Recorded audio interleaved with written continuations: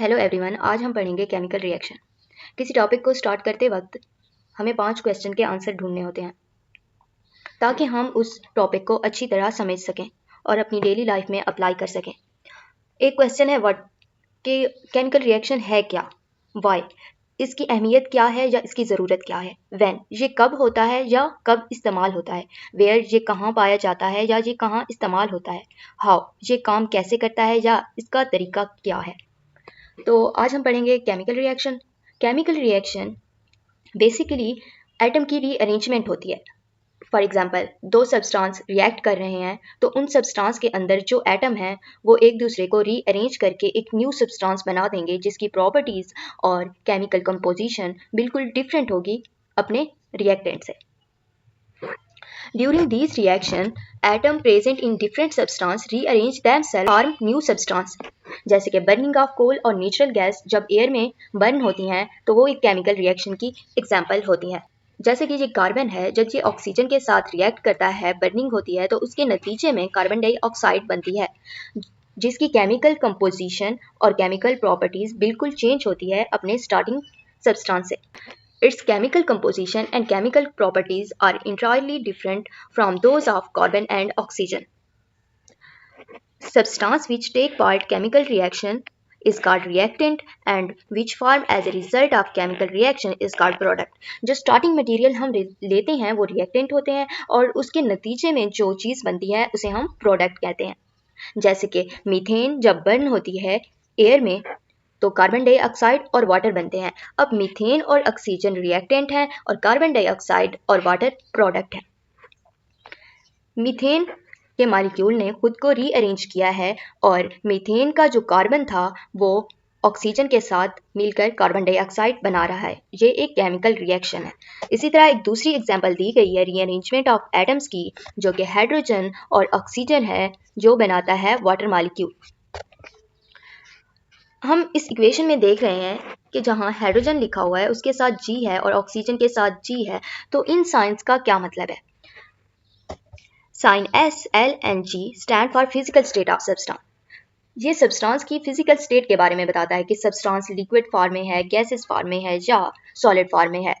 अगर कोई substance solid form में होगा तो उसके सामने एस साइन यूज किया जाएगा जो कि सॉलिड स्टेट को रिप्रेजेंट करता है। इसी तरह अगर कोई सब्सटेंस लिक्विड फॉर्म में होगा तो उसके लिए हम एल यूज करते हैं जो इंडिकेट करता है कि ये लिक्विड फॉर्म में है।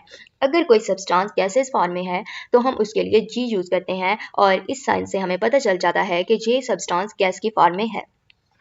अब हम ये देखेंगे कि ये रिएक्शन कहाँ हो रहे हैं और इनकी क्या अहमियत है। रिस्पायरेशन, बर्निंग और फोटोसिंथेसिस केमिकल रिएक्शन की एग्जाम्पल है। बर्निंग इंडस्ट्री वगैरह में हो रही है या कुकिंग वगैरह में या व्हीकल में जब फ्यूल जलता है तब बर्निंग हो रही होती है। इसी तरह रिस्पायरेशन हमारी बॉडी के अंदर हो रही है और फोटोसिंथेसिस प्लांट्स में हो रही है। ये सारी एग्जाम्पल केमिकल रिएक्शन की हैं जो हमारे इन्वायरमेंट में हो रही हैं। जब फ्यूल जलता है तो व्हीकल इंजन प्रोड्यूस करता है गैसेस। गैसेस के प्रोड्यूस होने से प्रेशर बढ़ता है, प्रेशर के बढ़ने से इंजन रन करता है और व्हीकल स्टार्ट हो जाती है और चलना स्टार्ट कर देती है। इसी तरह इंडस्ट्रिया में जब फ्यूल जलता है या किचन में हम फ्यूल को जलाते हैं तो हीट प्रोड्यूस होती है। हीट के प्रोड्यूस होने से हम कुकिंग करते हैं या इंडस्ट्रियों में वाटर को स्टीम में चेंज किया जाता है। ये सारा प्रोसेस केमिकल रिएक्शन की एग्जाम्पल है। एक और एग्जाम्पल है फोटोसिंथेसिस जो कि प्लांट में हो रही है। ये भी केमिकल रिएक्शन की एग्जाम्पल है।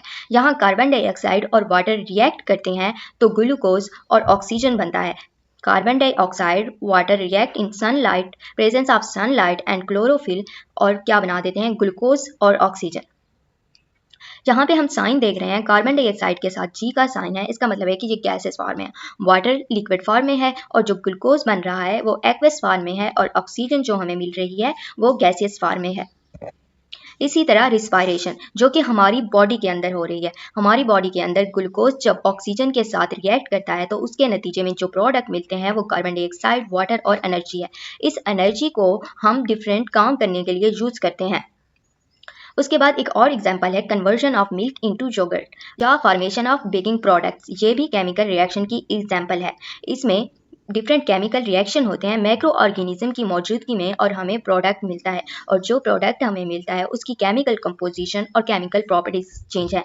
जैसे कि हम कन्वर्जन ऑफ मिल्क देखते हैं तो मिल्क हमारे पास लिक्विड फॉर्म में होता है, लेकिन जो हमें योगर्ट मिलती है वो थोड़ी सी सॉलिड फॉर्म में या कोलॉइडल फॉर्म में होती है, और उसकी टेस्ट और कलर तो उनका फिजिकल स्टेट तो उनकी सेम रहती है, लेकिन उनका टेस्ट चेंज होता है, मतलब केमिकल प्रॉपर्टीज और केमिकल कंपोजिशन उनकी चेंज हो गई। अब हम पढ़ेंगे केमिकल इक्वेशन। केमिकल रिएक्शन के बारे में तो हमने जान लिया कि chemical reaction rearrangement of atom होते हैं, लेकिन अगर हमें केमिकल रिएक्शन को कहीं पे लिखना हो तो उस लिखने के तरीके को हम केमिकल इक्वेशन कहते हैं। The chemical equation is representation of chemical reaction in the term of symbols, formula and signs. Chemical equation of reactant and product are separated by an arrow. ये एक केमिकल इक्वेशन है जिसमें sulphur plus oxygen जो कि बनाते हैं sulphur dioxide, इसे हमने एक एरो के जरिए सेपरेट किया है। एरो का हेड हमेशा प्रोडक्ट की जानिब होगा, और हमने physical state of reactant and product भी एक्सप्रेस किए हैं और उनके सामने हमने सिंबल लगा दिए एस, एल, जी या एक्वस फॉर। इसी तरह इस इक्वेशन में S plus sulphur plus oxygen जब रिएक्ट करते हैं तो कार्बन डाइऑक्साइड बनती है। एक दूसरी एग्जांपल दी गई है केमिकल इक्वेशन की जिसमें जिंक और सल्फ्यूरिक एसिड रिएक्ट करते हैं तो जिंक सल्फेट और हाइड्रोजन बनता है। केमिकल इक्वेशन रिप्रेजेंट करती है हमारे केमिकल रिएक्शन को। अब केमिकल इक्वेशन को हम बैलेंस कैसे करते हैं? केमिकल इक्वेशन को बैलेंस करना बहुत ज़रूरी है, क्योंकि हम इसमें देखते हैं कि जितने एटम रिएक्टेंट में यूज़ हुए हैं प्रोडक्ट में उतने ही एटम पाए जाएं। अगर उतने एटम्स ना पाए गए हों तो वो अनबैलेंस केमिकल इक्वेशन कहलाती है।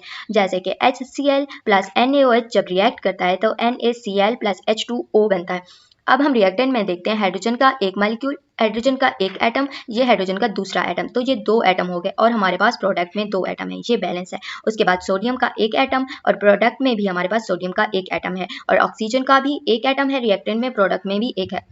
तो ये एक बैलेंस केमिकल इक्वेशन है। अगर हम नीचे HCl की इक्वेशन देखें तो हाइड्रोजन के दो एटम, क्लोरीन के दो एटम, लेकिन जब हम प्रोडक्ट को देखते हैं तो यहाँ पे हाइड्रोजन और क्लोरीन का एक एक एटम मौजूद है, जो कि अनबैलेंस केमिकल इक्वेशन है। The chemical equation in which number of atom of each substance on the both side of equation, reactant side and product side are equal is called balanced chemical equation.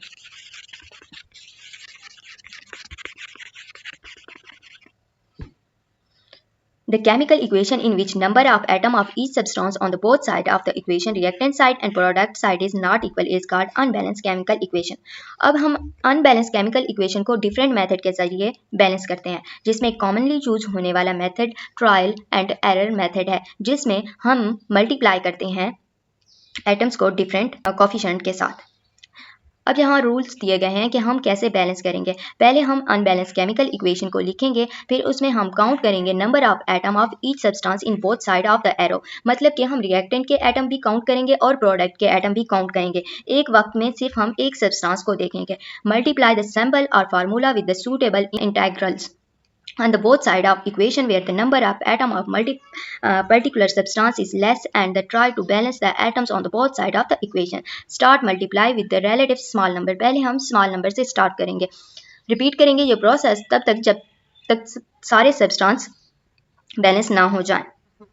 यहाँ पे एक example दी गई है, जैसे कि nitrogen और oxygen जब react करता है तो अमोनिया बनता है। अब हम रिएक्टेंट में देख रहे हैं कि नाइट्रोजन के दो एटम्स हैं और हाइड्रोजन के दो एटम, लेकिन प्रोडक्ट में नाइट्रोजन के एक एटम और हाइड्रोजन के तीन एटम, जो कि अनबैलेंस है। अब पहले स्टेप में हमने क्या किया, इक्वेशन को लिख दिया। अब हम क्या करेंगे, कोफिशिएंट को बैलेंस करेंगे। हमारे पास दो नाइट्रोजन के एटम, दो हाइड्रोजन के एटम, अगर हम प्रोडक्ट को 2 से मल्टीप्लाई करें तो नाइट्रोजन के दो एटम हो जाएंगे जो कि बैलेंस हो गया, और अमोनिया के हाइड्रोजन के 6 एटम्स हो गए हैं जो कि अनबैलेंस हो गया है। अब हम रिएक्टेंट की साइड पर मल्टीप्लाई करेंगे कि हाइड्रोजन के एटम 6 हो जाएं, तो हम हाइड्रोजन को 3 से मल्टीप्लाई कर देंगे। इस तरह हाइड्रोजन के 6 एटम हो जाएंगे, जो कि एक बैलेंस केमिकल इक्वेशन बन गई है।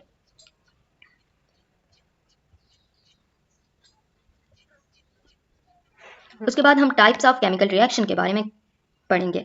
टाइप ऑफ केमिकल रिएक्शन हमने जैसे पढ़ा है, हमारे 80,000 ऑफ केमिकल रिएक्शन हो रहे हैं, लेकिन इनकी डिफरेंट टाइप्स होती हैं। इनमें से हम 2-3 के बारे में डिस्कस करेंगे। कम्बिनेशन रिएक्शन जिसमें कंबाइन होते हैं सब्सटेंस, डिकम्पोजिशन रिएक्शन जिसमें सब्सटेंस की ब्रेक डाउन होती है, और displacement reaction and double displacement reaction.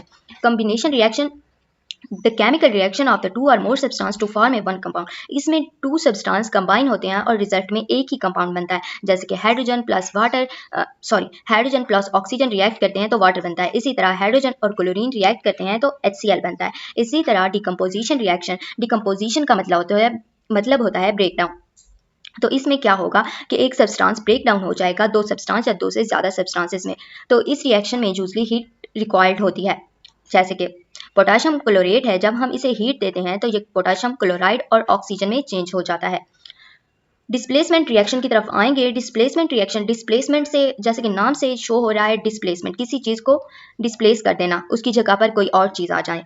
Displacement reaction, replacement of an atom or a radical by another in the compound. The ability of atom and radical displace an other depend upon its electropositivity and electronegative nature. जैसे कि zinc और copper sulphate है, तो zinc replace कर देगा copper को और sulphide के साथ खुद लग जाएगा। तो इसमें जो जिंक है उसकी इलेक्ट्रोपॉजिटिविटी कॉपर से ज़्यादा है, इसीलिए जिंक ने कॉपर को रिप्लेस कर दिया। अब दूसरी एग्जाम्पल में क्लोरीन और ब्रोमीन है। यहाँ पे हम ब्रोमीन को रिप्लेस कर देंगे और उसकी जगह पे क्लोरीन रह जाएगा। इसकी वजह ये है कि क्लोरीन की इलेक्ट्रोनेगेटिविटी ब्रोमीन से ज़्यादा है और क्लोरीन ब्रोमीन को रिप्लेस कर देगा। The more electronegative atom chlorine displace less electronegative atom bromine from the solution of its salt. अब डबल डिस्प्लेसमेंट रिएक्शन क्या है? डबल डिस्प्लेसमेंट रिएक्शन में दो रिएक्टेंट डिकम्पोज होते हैं और एक नया सब्सटेंस बना देते हैं, जैसे कि AB प्लस CD। जब इनके दरमियान रिएक्शन होगा तो A से B रिप्लेस हो जाएगा और C से D रिप्लेस हो जाएगा, तो हमारे पास न्यू सब्सटेंस बन जाएंगे। अब हमारा अगला टॉपिक है energy change in chemical reaction. जब केमिकल रिएक्शन हो रहे होते हैं तो नए सब्सटेंस की एनर्जी डिफरेंट होती है जो स्टार्टिंग सब्सटेंस होता है। या तो उनमें से एनर्जी रिलीज हो रही होती है या वो एनर्जी एब्जॉर्ब कर रहे होते हैं। अगर वो एनर्जी रिलीज कर रहे होते हैं तो वो एक्सोथर्मिक रिएक्शन होते हैं। अगर वो एनर्जी एब्जॉर्ब कर रहे होते हैं तो वो एंडोथर्मिक रिएक्शन होते हैं। और एनर्जी के रिलीज या एब्जॉर्ब करने से सब्सटेंस स्टेबल रहता है। A substance undergo chemical change और chemical reaction when its energy is change. The change of energy of substance take place by observing or releasing heat or light. On the basis of the change in energy, chemical reaction can be classified into two types: exothermic and endothermic reaction. Exothermic reaction, exo का मतलब होता है outside and therm का मतलब होता है heat. Exothermic reaction are those reaction during which heat is release by a substance and surrounding become hot. जैसे कि कार्बन और ऑक्सीजन जब जलते हैं तो कार्बन डाइऑक्साइड और हीट पैदा होती है। इसी तरह जब हम आग जलाते हैं तो हमारे आसपास का जो सराउंडिंग होता है वो क्या हो जाता है, वार्म हो जाता है। तो ये एक एक्सोथर्मिक रिएक्शन की एग्जाम्पल है। इसी तरह फायरवर्क्स जब होते हैं तो सराउंडिंग वार्म हो जाती है, जो कि एक्सोथर्मिक रिएक्शन की एक एग्जाम्पल है। इसी तरह अगर अब हम एंडोथर्मिक रिएक्शन की बात करें तो एंडो का मतलब होता है inside. The reaction during which heat is absorb by a substance from surrounding is called endothermic reaction. Thermal composition of calcium carbonate to produce carbon dioxide on commercial scale is endothermic reaction. इसी तरह अगर हम ice को देखें, जब हम ice को बाहर रख देते हैं तो आइस पिघलना शुरू हो जाती है, मेल्ट होना शुरू हो जाती है। आइस के मेल्ट होने से जो आइस होती है वो सराउंडिंग की हीट को एब्जॉर्ब करती है और उसका टेम्परेचर इंक्रीज होने लगता है, जिसकी वजह से आइस वाटर में कन्वर्ट होना स्टार्ट कर देती है। ये एक एंडोथर्मिक रिएक्शन है। अब हम बात करेंगे कि एक्सोथर्मिक रिएक्शन की क्या इंपॉर्टेंस है हमारी डेली लाइफ में और एंडोथर्मिक की क्या इंपॉर्टेंस है। एक्सोथर्मिक रिएक्शन बहुत ज़्यादा इंपॉर्टेंस रखते हैं हमारी डेली लाइफ में। Burning of fuel at our homes is used to cooking food and warm our rooms. The heat release during burning of petrol और diesel in the vehicle engine increase the pressure of the products gases to push and move the pistons in the cylinder. इसी तरह heat produced by the burning of fuel in the thermal power station is used to generate electricity. Heat produced during digestion of food in our body keeps warms and alive. अब हम endothermic की importance देखेंगे।